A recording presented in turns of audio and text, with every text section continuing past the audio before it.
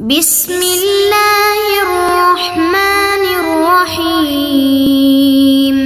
بسم اللہ الرحمن الرحیم الحمد للہ والصلاة علی اہلہا۔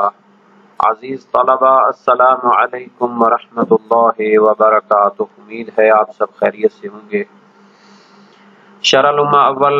کتاب الصلاۃ درس نمبر 25 میں سمت کعبہ کی تحلیل کی جائے گی۔ اس کے متعلقہ کچھ مباحث کو ذکر کیا جائے گا۔ سمت کعبہ جہت قبلہ کی علمی تحلیل میں یہ بیان ہوگا کہ جہت قبلہ عین کعبہ کو حاصل کرنے والی نہیں ہے، دوری محاذات کی جہت میں وسعت کا موجب ہوتی ہے۔ خطوط متوازی سے مسئلہ کی وضاحت کی جائے گی، متعلقہ مسائل اور فروعات یعنی نتیجہ بحث بھی ذکر کیا جائے گا، اور عبارت کی تحلیل اور تجزیہ بھی ہوگا۔ سب سے پہلے عبارت کو دیکھتے ہیں۔ فرمایا وَلَيْسَتِ الْجِهَةُ لِلْبَعِيدِ مُحَصِّلَةً عَيْنَ الْكَعْبَةِ وَإِنْ كَانَ الْبُعْدُ عَنِ الْجِسْمِ يُوجِبُ اتِّسَاعَ جِهَةِ مُحَاذَاتِهِ لِأَنَّ ذَلِكَ لَا يَقْتَضِي اسْتِقْبَالَ الْعَيْنِ۔ شہید اول نے نظریہ اختیار فرمایا تھا کہ جو کعبے کو دیکھ سکتا ہے، اس کے قریب ہے، تو وہ عین کعبہ کی طرف رخ کرے گا، اور جو بعید ہے تو وہ جہت قبلہ کی طرف، جو دور ہے وہ جہت قبلہ کی طرف کیا کرے گا؟ رخ کرے گا، سمت کعبہ رخ کرے گا، جس میں اسے یقین ہے یا احتمال ہے کہ کعبہ اس میں موجود ہے، اور اسے اس کے اپوزٹ کا یقین نہ ہو، ان نکات کی طرف وہ رخ نہ کرے کہ جہاں پر کعبے کا نہ ہونے کا اس کو یقین ہو۔ تو اب شہید ثانی ایک علمی تحلیل فرماتے ہیں کہ دور والوں کے لیے سمت اور جہت عین کعبہ کو حاصل کرنے والی نہیں ہوتی، کیونکہ دور ہیں، تو پھر اس کا یہ معنی نہیں ہوتا کہ جب وہ سمت کعبہ یا قبلہ رخ ہوتے ہیں پوری سمت میں، تو سب کا جو ہے جب ان کا ایک مثلا ایک لائن کھینچی جائے تو سب کی لائن کعبہ شریف میں پہنچ جائے، یہ تو نہیں ہوتا، کیونکہ سمت دور دور سے لوگ جو ہے نا جی اس سمت میں کر رہے ہوتے ہیں رخ، تو سب کا جو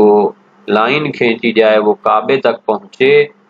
جو سیدھی لائن ہو، ٹیڑھی میڑھی تو نہیں ہونی، تو ایسا تو ممکن نہیں ہے۔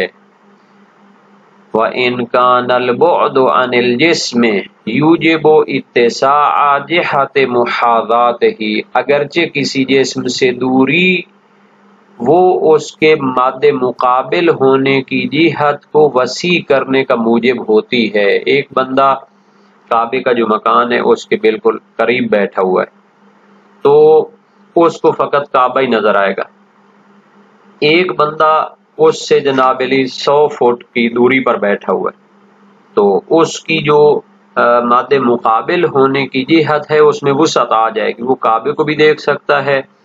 اور اس کے ساتھ والے جو مثلا اور جگہ ہیں ان کو بھی وہ دیکھ سکتا ہے۔ تو مادے مقابل جب دور ہوتا جاتا ہے تو اس کی نظر کی وسعت جو ہے نا جی اس میں آتی جاتی ہے۔ لِأَنَّ ذَلِكَ لَا يَقْتَضِي اسْتِقْبَالَ الْعَيْنِ، لیکن اس کی وسعت نظر میں جو ہے وہ موجب نہیں بنتی کہ وہ عین کعبہ کو استقبال بھی کر رہا ہو۔ مثال کے طور پر جب مثلا بہت دور والے علاقوں میں ایک لمبی جو ہے جماعت قائم ہو، مثلا 100 فٹ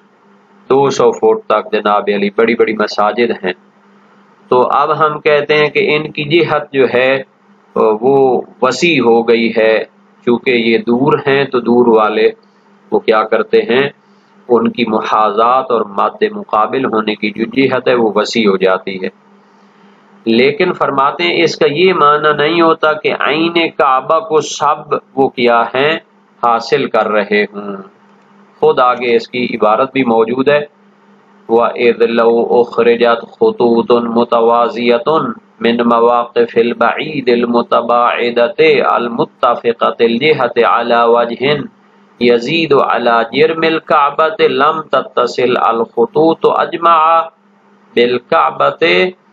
ضَرُورَةً وَإِلَّا لَخَرَجَتْ عَنْ كَوْنِهَا مُتَوَازِيَةً. بڑی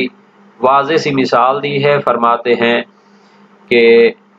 جب خطوط متوازی سیدھے خطوط نکالے جائیں من مواقف البعیدۃ المتباعدہ یعنی دور دراز علاقوں میں جو لوگ ایک لمبی صف بنا کر قبلہ رخ ہو کر نماز پڑھ رہے ہیں تو ان کی کیا کی جائے اس طرح ان کی مثلا لمبی صفیں ہوں کہ جو کعبہ کے مکان کی جو مقدار ہے سائز ہے اس سے زیادہ ہوں. لم تتصل الخطوط اجمع بالکعبۃ ضرورتاً. تو بدیہی اور واضح سی بات ہے. ضرورت سے مراد یہاں ضرورت منطقی ہے. بدیہی سی بات ہے کہ جو لوگ کعبہ کے مکان جتنی جو ہے جگہ ہے اس سے زیادہ جو وسیع لائن بنی ہوگی صف بنی ہوگی نمازیوں کی تو ان سے جو سیدھے خطوط نکالے جائیں گے تو وہ سارے کے سارے کعبہ کے مکان کو نہیں چھوئیں گے. وَإِلَّا لَخَرَجَتْ عَنْ كَوْنِهَا مُتَوَازِيَةً. ورنہ تو وہ متوازی اور کیا ہے سیدھے ہونے سے خارج ہو جائیں گے. مثال کے طور پر یہ جگہ ہم لے لیتے ہیں کہ اتنی جگہ مثلا وہ کیا ہے کعبہ کا ایک مکان ہے لیکن صف جو بنی ہوئی ہے وہ تو بہت باہر تک پھیلی ہوئی ہے. مثلا 100-200 فٹ بہت لمبی لمبی مثلا صفیں بن جاتی ہیں جہاں پر لاکھوں لوگ شریک ہوتے ہیں. تو اب جو لوگ تو کعبہ جتنی جگہ پہ وہ موجود ہوں گے اس صف کے اندر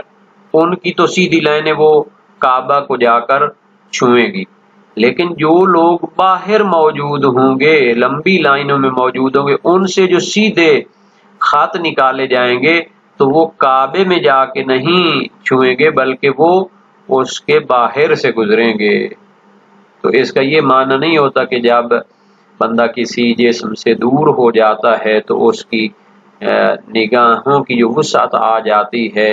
اور سمت جو وسیع ہو جاتی ہے اس کا یہ معنی ہے کہ سارے وہ عین کعبہ کو حاصل کر رہے ہوں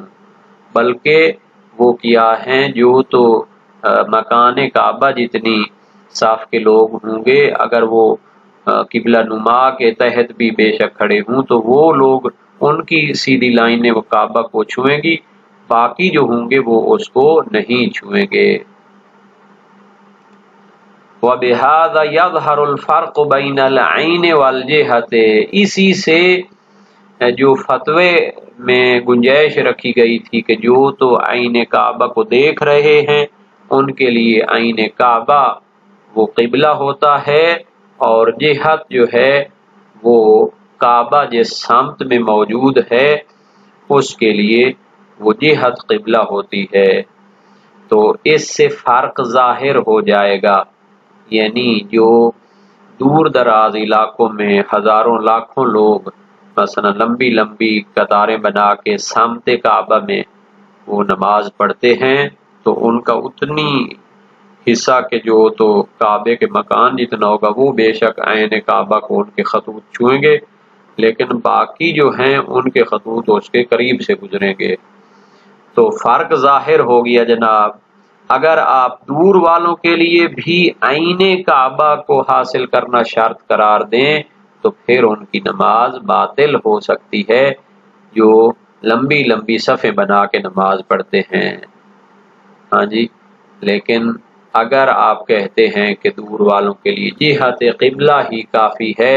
تو پھر پوری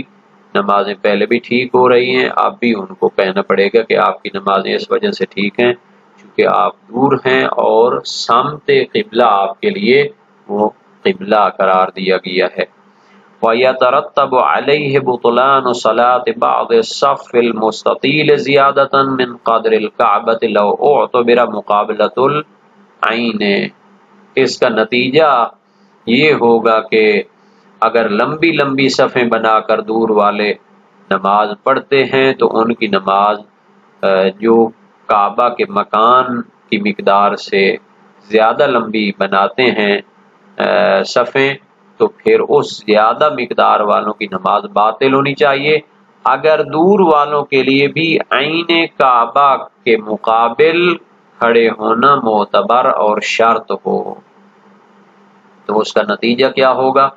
کہ پھر دور والے بھی بڑی بڑی چوڑی صفیں نہیں بنا سکتے، بلکہ انہیں پھر پیچھے جو ہے نا جی کیا ہے لمبی لائنیں طول میں بنانی چاہیے، چوڑائی میں اور عرض میں وہ نہیں بنا سکیں گے، حالانکہ اس کے جو ہے کوئی قائل نہیں ہیں، جو کہ عملی طور پر فتاوی موجود ہیں، تحقیقات موجود ہیں، تو وہ چوڑی بھی اور عرض میں بھی بڑی جو ہے نا جی وہ صفیں بنائی جاتی ہیں۔ تو کیوں بناتے ہیں؟ چونکہ دور والوں کے لیے پوری سمت اور پوری جو جہت ہے جس میں انہیں احتمال ہوتا ہے کہ کعبہ اس میں موجود ہے وہ رخ کرتے ہیں۔ سب کے نکلنے والی لائنیں اور خطوط وہ کعبے کو جا کر نہیں چھو سکتے یقیناً، کیونکہ جب ایک ہی جگہ پر چوڑی ترین صفیں بنائی جائیں تو ان کے سیدھے جو خطوط جائیں گے، تو فرض کریں کہ انہوں نے قبلہ نما کے تحت بھی اگر اس کو سیٹ کیا ہو، تب بھی جو کعبے کے مکان کی جو ہے مقدار اس کے برابر جو لوگ کھڑے ہوں گے ان کی خطوط سیدھے خطوط تو وہ اس کو پہنچیں گے، لیکن جو اس سے زیادہ چوڑی ہوں گی پھر ان کے خطوط تو یقیناً ان کو نہیں پہنچیں گے۔ خط سے مراد لائن ہے یہاں پہ۔ والقول بأن البعید فرضه الجہة اصح القولین فی المسألة، شہید ثانی فرماتے ہیں دور والوں کا فریضہ ہے کہ وہ جہت اور سمت قبلہ میں کیا کریں، رخ کریں، یہ صحیح تر قول ہے۔ اس مسئلہ میں دو قول موجود ہیں، کچھ تو کہتے ہیں کہ دور والے اور قریب والے عین کعبہ اور مکان کعبہ کو حاصل کریں، تو یہ تو پھر سختی ہو جاتی ہے اس مسئلے میں اور شدت پسندی ہو جاتی ہے۔ پھر دوسروں کے جو صف ایک لمبی صف کے جو نمازی ہوں گے پھر مکان کعبہ سے زیادہ صف بنانا چوڑی یہ پھر ممنوع ہو جائے گا، حالانکہ عالم اسلام میں بڑی لمبی لمبی صفیں بنا کے نماز کعبہ کی سمت میں پڑھی جاتی ہے۔ وہ کیوں پڑھی جاتی ہے؟ چونکہ جہت قبلہ جو ہے وہ کافی سمجھی جاتی ہے، خلافاً للاکثر،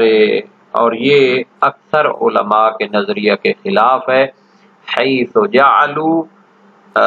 المعتبر للخارج عن الحرم استقبالہ، کہ انہوں نے حرم کے باہر جو لوگ موجود ہیں دور دراز علاقوں میں ان کے لیے معتبر قرار دیا ہے کہ وہ حرم کی طرف استقبال کریں، وہ استناداً الی روایات ضعیفۃ، انہوں نے غیر معتبر اور ضعیف السند روایات کی طرف استناد کیا ہے اور ان کو دلیل بنایا ہے۔ یہ بھی جناب علی معنی ٹھیک نہیں ہے، چونکہ اس کی دو روایات تھیں، ایک تو مرسل عبداللہ بن محمد حجال تھی اور دوسری ابو غرہ کی روایت تھی، دونوں امام صادق علیہ السلام سے تھی کہ باہر والے لوگوں کے لیے پوری دنیا کے لیے حرم کو قبلہ بنایا گیا ہے۔ تو اس کی جو دلیل روایات ہیں وہ تو ہیں سند کے لحاظ سے ضعیف، ایک تو مرسل ہے، مرسل میں بعض راویوں کے نام ہی نہیں ہوتے کہ ہم جان سکیں کہ یہ سچا تھا، قابل اعتماد تھا یا نہیں تھا، اور دوسری میں ابو غرہ اور بعض دوسرے بھی راوی ہیں جو کہ مجہول الحال ہیں۔ تو یہ روایات حرم کو جو کہہ رہی ہیں کہ دور والوں کے لیے حرم ہی کافی ہے، تو یہ بھی ہم مانا نہیں کرتے، بلکہ صحیح یہی ہے کہ دور والوں کا فریضہ جہت قبلہ سمت کعبہ ہے، ہاں یہی کافی ہے کہ دور والے کیا کریں، سمت کعبہ وہ منہ کریں۔ اب جب لمبی لمبی لائنیں بڑھنے گی تو کچھ کی جو خطوط ہیں اور لائنیں ہیں وہ پہنچ جائیں گی سیدھی کعبے کو، کچھ کی باہر سے گزریں گی۔ لیکن چونکہ دور والوں کے لیے پھر یقین تو نہیں ہوتا کہ مثلا ہماری جو لائنیں ہیں وہ کعبے سے خارج جا رہی ہیں، سب یہی احتمال دے رہے ہوتے کہ ان کی لائنیں بھی کعبے کو چھوئیں گی، تو اس وجہ سے ان کی نماز ٹھیک ہوتی ہے۔ ثم ان علم البعید بالجہة بمحراب معصوم او اعتبار رصدی، بمحراب معصوم اس کو پڑھیں گے، یعنی پھر اگر بعید والے دور والے لوگ وہ جہت کو جان لیں، انہیں جہت کی تعین ہو جائے، بمحراب معصوم، معصوم نے ایک محراب میں نماز پڑھی ہو، جیسے امام علی علیہ السلام عراق میں موجود تھے، انہوں نے بعض مساجد میں نماز پڑھی ہے، تو وہ جو محراب استعمال شدہ ہے، معصوم نے اس میں نماز پڑھی ہے، تو وہی کافی ہے، اس کی ڈائریکشن میں اور اس جہت میں دور والے لوگ نماز پڑھ سکتے، مثلا مسجد کوفہ کا جو محراب ہے۔ او اعتبار رصدی، یا پھر جدید جو آلات اب آ گئے جیسا کہ قبلہ نما ہے، یا مختلف جو جدید آلات وغیرہ ہیں، اس کے ذریعے وہ معلوم کر لیتا ہے کہ کعبہ کی جہت کون سی ہے، تو پھر اسی میں وہ نماز پڑھے گا۔ وَإِلَّا عَوَّلَ عَلَى الْعَلَامَاتِ الْمَنْسُوبَةِ لِمَعْرِفَتِهَا نَصًّا أَوْ اسْتِنبَاطًا، اگر تو معصوم کے محراب یا جدید سائنسی اور فلکیات کے، یا مثلا جو قبلہ نما نیٹ کے طریقے سے بنائے گئے ہیں، اس کو جہت معلوم ہو جائے تو پھر اس پر عمل کرے گا، ورنہ وہ اعتماد کرے گا ان علامات پر جو جہت قبلہ کو پہچاننے کے لیے بنائی گئی ہیں، نصاً روایات میں آئی ہیں، اور استنباطاً یا فقہاء نے، علماء نے، ماہرین نے اس کے لیے استنباطات قائم کیے ہیں، انہوں نے اس کے لیے کوششیں کی ہیں اور اس کے لیے علامات سیٹ کی ہیں مختلف علاقوں کے لیے۔ تو یہاں پر یہ تذکر بھی مفید ہوگا کہ یہ جو بحث ہے، ظاہر ہے کہ آج کے دور میں جدید آلات موجود ہیں، نیٹ کا دور ہے، آن لائن ایسے قبلہ نما موجود ہیں کہ شک و شبہ کم ہی ہوتا ہے، لیکن اس بحث کا فائدہ کیا ہوگا؟ علمی فائدہ ہے۔ پرانے دور میں وہ کس طریقے سے وہ اس چیز کے لیے پہنچتے تھے اور وہ کوشش کرتے تھے۔ تو آگے چل کر ہم جو علامات معین کی گئی ہیں نص میں یا استنباط علماء میں، ان کی گفتگو کرنے والے ہیں کہ مختلف علاقوں کا قبلہ کس طریقے سے اس کی پہچان ہو سکتی ہے۔